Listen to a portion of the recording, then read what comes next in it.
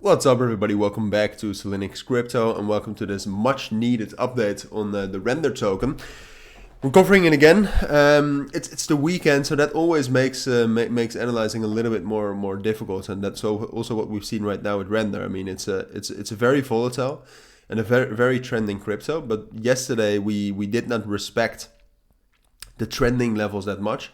And we basically got stuck a little bit in this, which we're still stuck in this level between 2.25 and 2.4, which is this small little level I just put on the chart before this video to visualize it a little bit better. I think I can visualize it even better. I mean, this is our main support that's been holding us up for the last couple of days since we got that bullish breakout on Wednesday.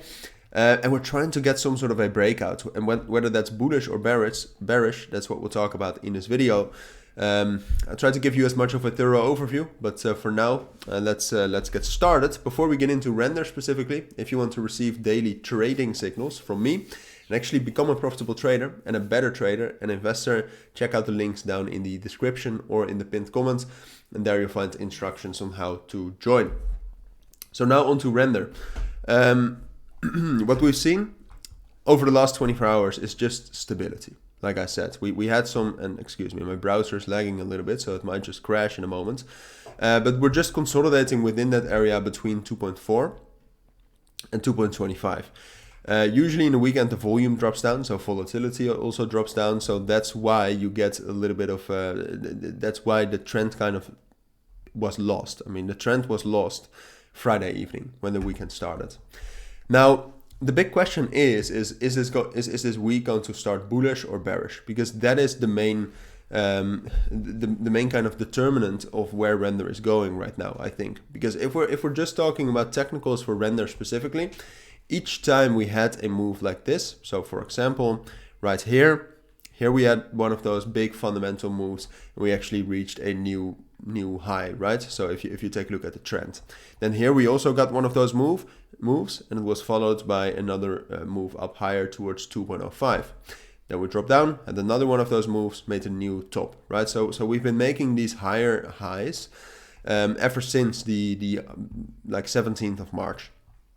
So now it would be in style, and it would be expected that Rndr is going to do that again and get up to 2.75 and 2.8. The big thing though is that the market right now, I would argue, is quite unstable, quite volatile. So it's just not something you can predict like that.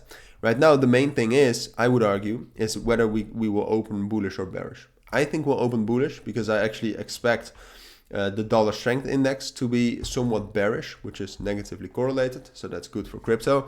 But we'll see. We can just judge by the technicals. The main level, like I said, we need to break above is 2.4, and this level, so that's 2.4 and 2.42.